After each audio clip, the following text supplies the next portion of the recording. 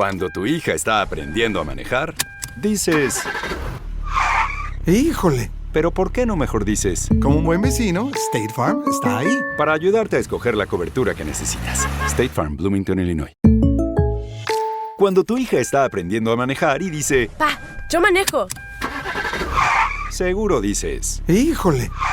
Me va a dar. Pero ¿por qué no mejor dices algo que ayude a proteger tu auto? Como un buen vecino, State Farm está ahí. Y tu agente de State Farm puede ayudarte a escoger la cobertura que necesitas. Así te quedas tranquilo. Hasta que escuchas... ¿Pasamos por mi novio? ¿Novio? Como un buen vecino, State Farm está ahí. State Farm, Bloomington, Illinois. 2 ejecuciones de comerciantes esmeralderos cometidas por francotiradores en Bogotá de manera muy peliculesca han llevado a las autoridades a pensar que hay un plan para tomar control sobre un negocio en el que aún pesan muchas sombras de las llamadas guerras verdes que se libraron entre familias de poder en ese mercado y que requirieron en su momento de un proceso de pacificación bajo el control de Víctor Carranza, un nombre que trae recuerdos difíciles para la sociedad. ¿Estamos ante un nuevo escenario de violencia? ¿Qué es esa lista negra y por qué se habla de conexiones con Dubái? Hoy es miércoles 9 de abril. Mi nombre es Carlos Solano y este es el café de hoy del Tiempo.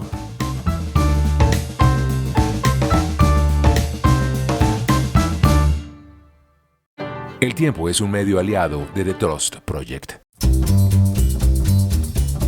Primero, actualización de algunas de las noticias de las últimas horas en este día en el que se conmemora además el Día Nacional de las Víctimas del Conflicto Armado. Colombia asume la presidencia de la CELAC este miércoles. Será un proceso muy importante para el país en esta que es una organización que reúne a países de Latinoamérica y el Caribe, porque no solo se trata de establecer una respuesta ante Donald Trump, que es uno de los retos más grandes en este momento, sino además buscar, entre otros temas, la interconexión eléctrica entre países, la migración y el relacionamiento con la Unión Europea y China, entre algunos de los temas. Esa interconexión eléctrica fue la que tocó el presidente Gustavo Petro en unas declaraciones que generaron en estos días mucha polémica por cuanto no se entendió o el presidente no se hizo entender sobre lo que pretendía explicar. Sin embargo, en algunas de las afirmaciones que se hicieron, hay que aclarar que todavía no hay una interconexión eléctrica con Panamá, lo que significa uno de los puntos a discutir en la CELAC. Un informe de la unidad de datos revela que más de 1.000 millones de pesos al mes se destinarán desde el Ministerio de Justicia exclusivamente para actividades de promoción y divulgación. Esto se conocerá el próximo 30 de abril. Ese día se definirá la empresa que se quedará con semejante licitación. El valor de este proceso equivale a más de la mitad de los recursos que ha contratado el Ministerio de Justicia este año, aclara el informe de la unidad de datos. Esto es muy complejo, porque ¿qué significa? Significa contratación de equipos de divulgación, influenciadores, que ha sido uno de los temas en estos días, entre otros. Entonces, ¿qué significa invertir más de 1.000 millones al mes en divulgación y promoción? Peculado por apropiación y prevaricato por acción son los dos cargos que le imputa la Fiscalía al exalcalde de Medellín, Daniel Quintero, por el caso Aguas Vivas. Sin embargo, la audiencia que se estaba llevando a cabo en Medellín este 8 de abril se suspendió y se retomará el 21 de abril. Sin embargo, allí expuso la Fiscalía sus dos argumentos ante el juez 50 de garantías, al que los defensores le expresaron reparos contra la fiscal. Pero el ente acusador leyó también los delitos contra otros 10 exfuncionarios de la administración local por este caso de Aguas Vivas, que involucra el cambio de función de un terreno que vendría siendo además parte de un espacio protegido por el medio ambiente para como reserva, que fue cambiado su destinación para poder construir ahí un hotel y además subir el valor de la propiedad de 2.700 millones de pesos a más de 48.000 millones de pesos. Es decir, aumentaron en 1.700% el valor de la propiedad. En ese sentido, los dos cargos que le lee la fiscalía y que ya están pendientes por resolverse en el juzgado, pues están claros. Sin embargo, el exalcalde de Quintero ha dicho a través de redes sociales que todo está muy mal planteado, que la fiscalía no supo demostrar absolutamente nada y que va a salir adelante. El 21 de abril se conocerán los resultados de este proceso, en el cual no solo Quintero, sino 10 exfuncionarios de su alcaldía son señalados de privilegiar a terceros. Por último, en esta actualización de noticias, una que hemos manejado a lo largo de la semana, que son los aranceles de Estados Unidos. Lo que se conoció ayer en horas de la mañana es que Donald Trump decidió elevar los aranceles de China hasta un 104%. Esto por las represalias que ha emprendido Pekín contra la medida de los aranceles de Estados Unidos. 104%. ¿Alguien se alcanza a calcular lo que significa aranceles de 104% a sus productos?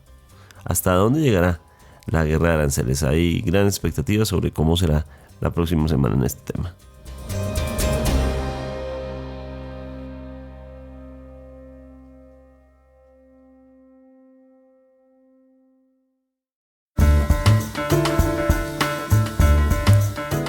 El asesinato el pasado domingo 6 de abril de Hernando Sánchez Sierra con un francotirador ocurrió en Bogotá.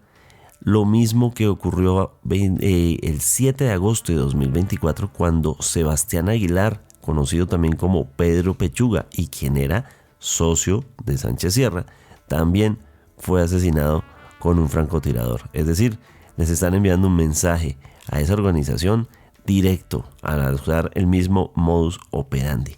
¿Pero qué significa esto? ¿Qué hay detrás? Hay una violencia como la que se recuerda de los años de las guerras verdes entre los esmeralderos. ¿Qué es esto? ¿Y quiénes son estos herederos de el control que en alguna época tenía Víctor Carranza sobre un gremio en el que, si bien no hay ilegalidad, de todos modos siempre hay sombras, siempre hay una incertidumbre, y esto ocurre en un escenario inesperado en medio de altos controles de seguridad, como en una película? Estamos con Marta Soto, editora de la Unidad Investigativa, para que nos cuente esto, ¿qué significa? ¿Estamos ante el comienzo de una nueva guerra verde? Carlos, pues yo creo que una nueva guerra no, yo creo que más bien es una vieja guerra que hemos estado viviendo con cuentagotas sin que las autoridades y el país se dé cuenta. En los últimos 3 años se han efectuado cerca de unos 14 homicidios en Bogotá y en otras partes del país vinculados con estructuras de esmeralderos y narcoesmeralderos. ¿Qué es lo que pasa? Que en el caso de Hernando Sánchez y de su socio y compadre Pedro Aguilar, conocido en la zona como Pedro Pechuga, ha tenido una connotación nacional por muchos elementos, entre esos porque llevamos, y esto es un récord que preocupa, en menos de 8 meses, 2 asesinatos en Bogotá con francotirador. Yo creo que eso es un tema poco usual, pero también porque, por ejemplo, el señor Pedro Aguilar tuvo algún tipo de vínculo personal con Sandra Ortiz, una de las funcionarias del gobierno de Gustavo Petro, hoy vinculada al tema de la Unidad Nacional de Gestión del Riesgo, del saqueo a la Unidad Nacional de Gestión del Riesgo. Entonces, estos 2 crímenes se han visibilizado lamentablemente por los elementos en común que han tenido, un francotirador en el mismo conjunto cerrado residencial de Bogotá, en el norte de Bogotá, con elementos bastante similares, y eso es lo que está haciendo visible una guerra que se ha venido, digamos que ejecutando silenciosamente. Marta, el asesinato a través de un francotirador en unos círculos de poder que tienen además unos anillos de seguridad, escoltas, camionetas, blindaje, esto es de película. el hecho de que ocurra en la ciudad de Bogotá, la forma en que se produce y el hecho de que no puede ser el mismo francotirador que usaron contra Sebastián Aguilar, Pedro Pechuga. ¿Qué es lo que hay ahí detrás? Es decir, ¿qué es lo que está pasando en esa película? Es preocupante porque quiero decirle una cosa, usted ve este tipo de crímenes en el Catatumbo, por ejemplo, en Arauca. Hace tan solo unos días, un soldado anónimo, no tan importante como los esmeralderos, fue asesinado por un francotirador y varios de los mejores policías que están en la zona del Catatumbo y en la zona de la fronteriza con Venezuela han sido asesinados con francotiradores. Incluso también, y quiero decirle que las autoridades colombianas, policía y ejército, tienen en sus filas a expertos francotiradores que en algunos casos han sido efectivos, por ejemplo, para el tema, no sé si usted se acuerda de la captura de alias Megateo, pero el tema definitivamente preocupa que se esté dando en uno de los sectores más custodiados de Bogotá, porque estamos hablando de uno de los conjuntos residenciales que tiene mayor seguridad en la capital, Bosques del Marqués, y con un hombre que tenía un esquema no despreciable de 15 guardaespaldas, algunos autorizados para que portaran fusil. Entonces, por lo menos suena paradójico y preocupante que haya muerto, además, en un operativo calcado en el que había muerto su socio y compadre 8 meses atrás. Marta, entre las líneas de investigación se ha planteado, según he visto, relaciones con Dubái. Estamos hablando de conexiones de mafia con gente establecida en ese país, en donde se ha dicho, entre otras cosas, que no solo allá en Dubái, sino que en Miami hay unas conexiones que en otro caso, por ejemplo, el presidente Gustavo Petro ha señalado que desde allá se está haciendo un plan para atentar en su contra, o se hizo. ¿Por qué Dubái? ¿Qué tiene que ver en esta dirección?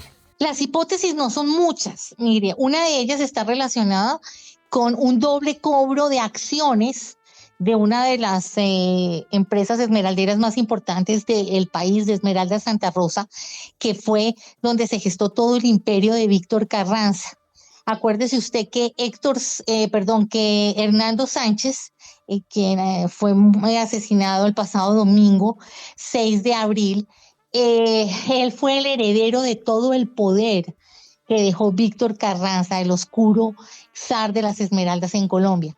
Y que Pedro Aguilar, su compadre asesinado el 7 de agosto del año pasado, se conoció porque era el jefe de seguridad de Víctor Carranza Niño. Entonces lo que hay, una de las principales hipótesis es que el Clan del Golfo y viejos narcoesmeralderos que tuvieron participación en esa empresa están pidiendo la devolución de unas acciones o estaban pidiendo la devolución de unas acciones y que posiblemente estaban presionando a Hernando Sánchez. La otra hipótesis es que una llegada de Hernando Sánchez estaba dando información en Estados Unidos sobre una supuesta mega operación de lavado de activos a través de gemas colombianas.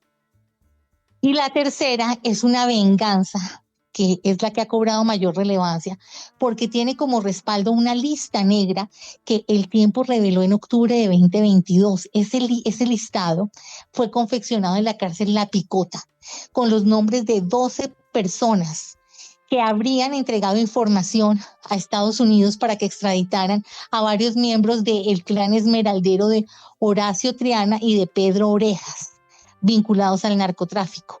Allí en La Picota se selló una alianza con una oficina de cobro que funciona aquí en Bogotá, la oficina de cobro de San Andresito de la 38 y la oficina de Envigado, para asesinar a 12 personas. Y quiero decirle que Hernando Sánchez encabezaba la lista y que el otro era el señor Pedro Pechuga o Pedro Aguilar. ¿Quiénes son estos señores en el fondo? ¿Quiénes son? Hernando Sánchez Sierra y Pedro Pechuga. ¿Qué lugar ocupaban en la estructura de poder? Pues como le acabo de decir, él fue el que heredó todo el poder de Víctor Carranza y se convirtió en la cabeza de Esmeraldas Santa Rosa, en donde ustedes pueden encontrar en la junta directiva y también entre los socios a la viuda de Carranza, a los hijos de Carranza y a otros clanes tradicionales como los Molina. Ahí está, por ejemplo, Carlos y Edwin Molina, padre e hijo, quienes también aparecen en el listado. Entonces, sin lugar a dudas, Hernando Sánchez era el nuevo zar de las esmeraldas en Colombia y estaba rodeado por todo el séquito, no solamente de escoltas, sino de socios de Víctor Carranza Niño. Y pues también parece que le heredó los problemas. Aquí es clave entender el contexto de esta historia, qué es lo que ocurrió desde los años 80. Nuestro productor Pedro Aníbal Sánchez ha preparado una cápsula muy corta de 2 minutos para entender esta historia, recuperar los hechos ocurridos desde los años 80 hasta hoy. Escuchemos. La Guerra Verde, el conflicto de las esmeraldas en Colombia, se extendió desde mediados de los años 60 hasta el 12 de julio de 1990. Tomó fuerza en los años 70 por el control de minas como Coscuez, Muso, Peñas Blancas y Maripí, occidente del departamento de Boyacá, ubicadas en 86.000 hectáreas de exploración minera, la mayoría sin control por parte del Estado. Estuvo dividido por 3 etapas. La primera Guerra Verde de 1965 a 1971, la segunda de 1975 a 1978 y la tercera de 1984 a 1990. Se calcula que entre 1970 y 1989 murieron más de 3.500 personas. Algunos eran pistoleros de las distintas familias que buscaban el dominio del negocio. Otros guaqueros informales que buscaban gemas por su cuenta. En los años 80, la confrontación más fuerte fue entre Gilberto Molina y Carlos Murcia Chaparro, alias El Garbanzo. Luego entró en escena Gonzalo Rodríguez Gacha, el mexicano narcotraficante que declaró la guerra a los esmeralderos y quiso apoderarse de la zona para conectarla con el Magdalena Medio, donde estaban las fincas y aeropuertos del cartel de Medellín. En febrero de 1989 asesinaron a Gilberto Molina en Sasaima. Ese mismo año murió el mexicano en una operación de la policía en Tolú. Con la muerte de Molina, Murcia y Gacha, Víctor Carranza, en ese momento un minero reconocido, se erigió como líder de los esmeralderos. En 1990, con mediación de la Iglesia Católica, se firmaron compromisos de reconciliación, un acuerdo regional de paz entre las 15 provincias del occidente de Boyacá.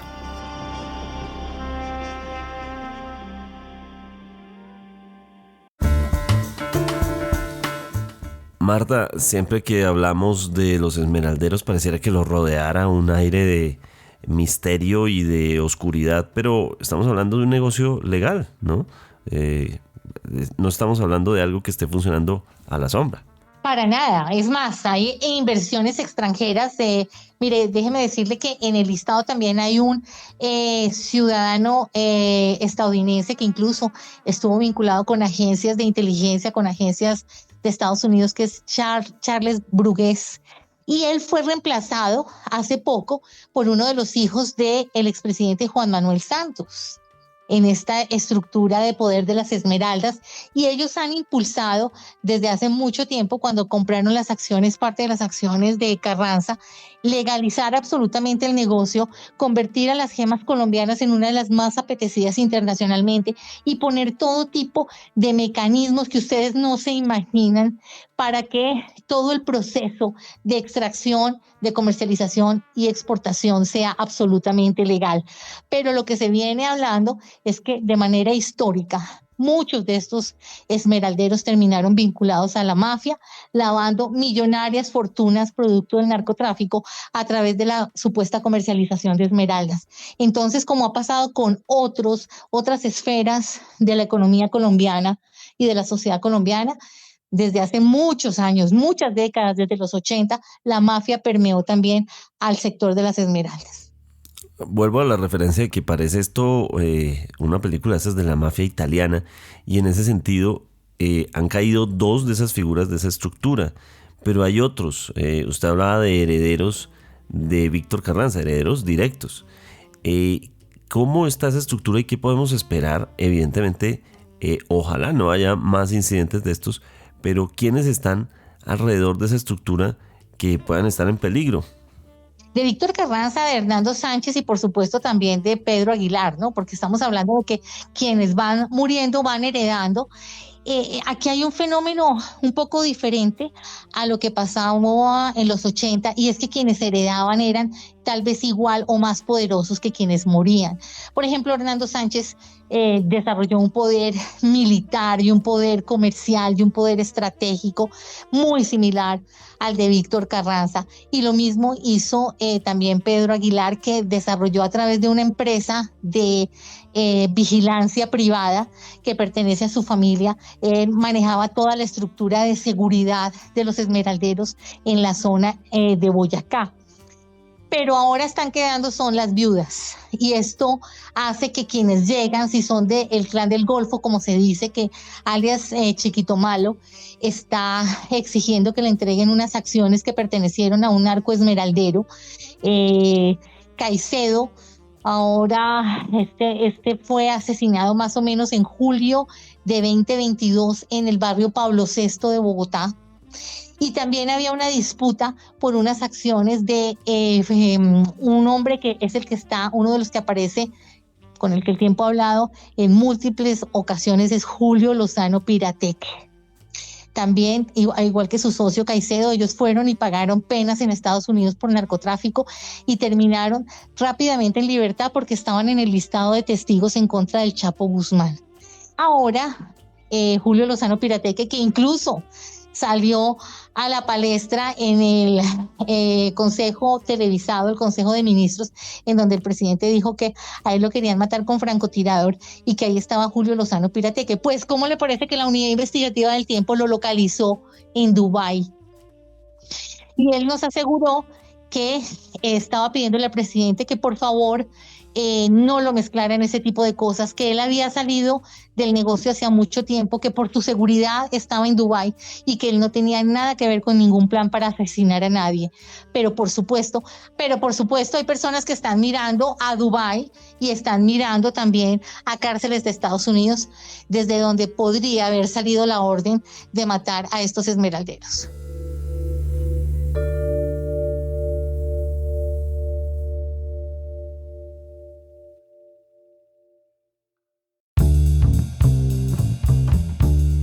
Gracias por acompañarnos en el café de hoy como cada mañana. Espere en nuestro próximo episodio, el día de mañana, uno dedicado al tema de los influenciadores digitales pagados por el gobierno. Suscríbase en todas las plataformas de podcast y en el canal de YouTube de El Tiempo. Nos encuentran también en Instagram y en X como @podcasteltiempo.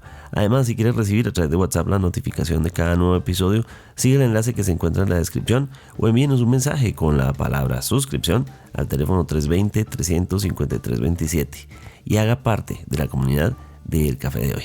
Este episodio fue producido por Pedro Sánchez. Mi nombre es Carlos Solano. Podcast El Tiempo.